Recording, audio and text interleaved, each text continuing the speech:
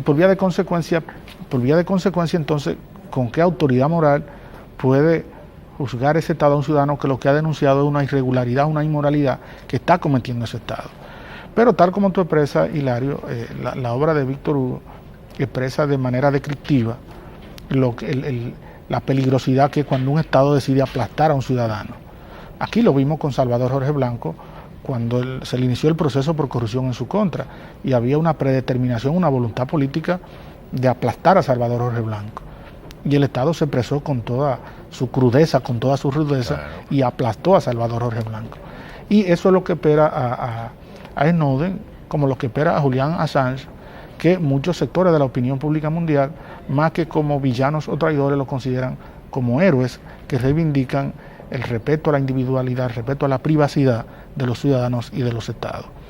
Pero es un problema, por más que uno trate de involucrarse, que atañe a la política interior de Estados Unidos. Claro. Porque Snowden es un ciudadano norteamericano que ha denunciado ante la opinión pública internacional las actitudes ilegales e inmorales de su estado, y ellos están detrás de él para capturarlo y probablemente condenarlo, porque no hay posibilidad de que haya un juicio imparcial contra Snowden. Entre tanto, él ha pedido asilo en Venezuela y en Nicaragua, y ya el gobierno de Estados Unidos ha advertido que no ve con simpatía ni con buenos ojos que ningún gobierno le otorgue asilo político a Snowden. Bueno, ciertamente el atrevido país de Venezuela y esos países que les gusta llevar la contraria ya han dicho que sí, que están dispuestos a dar asilo. Esperemos que las repercusiones no sean tan graves, sino que ya la información que Snowden dio, ya la dio, no hay nada que pueda variar. Quizás él no tenga más información sumamente valiosa, más de la que manejaba en ese momento.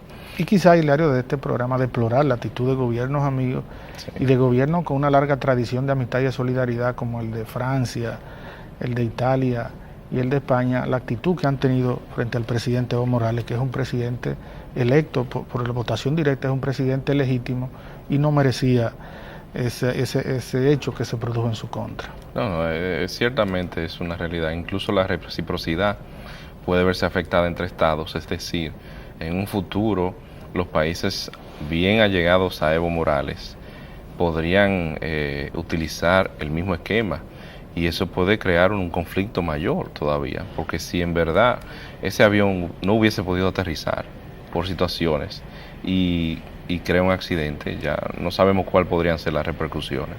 Ahora bien, algo importante que se desprende de este caso entre Wikileaks y ahora Snowden es que Estados Unidos debe hacer una reflexión bien fuerte de su política exterior, y en Estados Unidos la discusión es bastante fuerte sobre el aspecto, porque es que el ciudadano norteamericano, si le afectan su intimidad, ya no es lo mismo que cuando son extranjeros, lo están afectando a ellos.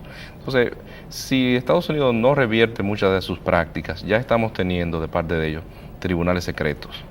En nuestro país no existen tribunales secretos y vivimos en un país subdesarrollado.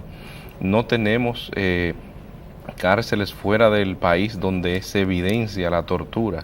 Eso es otro aspecto que en verdad, aunque el presidente Obama ha estado encaminado a cerrar a Guantánamo, ha ido sacando los militares de Irak y se ha comprometido incluso con el tribunal, con la Corte Internacional Criminal, de trabajar con ellos. Después de Bush, el primer presidente que ha vuelto a trabajar directamente. Claro, Clinton fue el que aprobó, pero no mandó el tratado al Senado. Pero Obama le está dando seguimiento. Esperemos que ellos sigan, por lo menos hacer el esfuerzo del cambio de esa política, porque a nivel internacional, Estados Unidos cada vez se ha visto más como un Estado que quiere imponerse en todos los lados. Así es, Hilario. Otra situación que llama la atención a nivel internacional lo constituye el golpe de Estado que se dio en Egipto la semana que recién transcurre. En Egipto había un gobierno presidido por Hosni Mubarak, que fue derrocado como consecuencia de los acontecimientos de la primavera árabe. Luego de esta situación de convulsión popular que se dio, surgió un gobierno electo democráticamente, y se trata de Mohamed Morsi. Morsi es un líder de la hermandad de pensionados que fue electo en unas elecciones democráticas y populares. Sin embargo, durante el ejercicio de su presidencia no puso el oído en el corazón del pueblo y ignoró por completo la reacción de la población a la aplicación de su política pública. Se convirtió en una administración sorda e indolente frente a la reacción de la población. Esto trajo como consecuencia que la ciudadanía se tiró a la calle, el gobierno perdió legitimidad, perdió el sostén, el soporte popular, y los militares, erigiéndose en los árbitros de la nación, dieron un golpe de Estado para llamar a nuevas elecciones.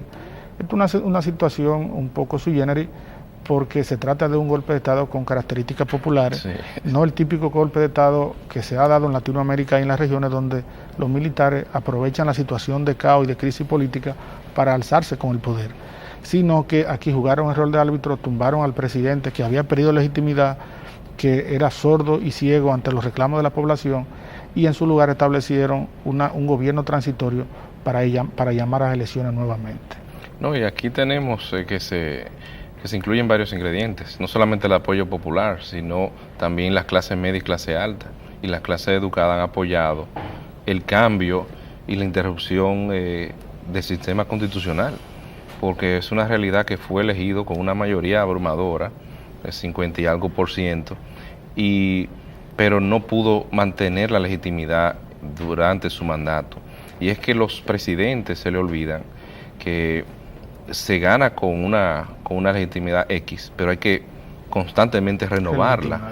Puede ser que en un momento usted tenga una legitimidad de un 30% y luego la suba a un 40, un 50%, pero reducirla quizás como él, que la redujo a un 10, 5%, provocó lo que provocó. Y en este caso, lamentablemente por un lado, porque crea un precedente donde otros países cercanos podrían imitarlo, pero imitarlo desde otro punto de vista, es decir, militares haciéndose pasar con que tienen apoyo popular, motivan un golpe de Estado.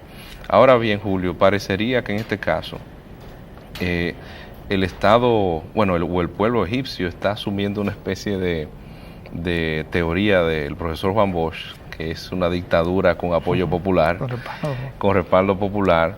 Pero aquí lo que esperamos es que los líderes que sean electos, que están en medio de ese proceso, sean elegidos voluntariamente por el voto popular de los egipcios. Así es, Hilario. La Hermandad de Musulmanes, que es el partido de Mursi, es un partido fundamentalista islámico, que un poco no tiene vocación democrática ni ha aprendido el ejercicio de la democracia. De todas maneras, en un proceso de transición hay que aprender a vivir en democracia, hay que cultivar la convicción democrática, porque estos son los valores que permiten la construcción de un sistema democrático. Amigos televidentes, hemos llegado al final de su programa Debate Jurídico. Será hasta el próximo sábado cuando estaremos de nuevo con ustedes. Muy buenas noches.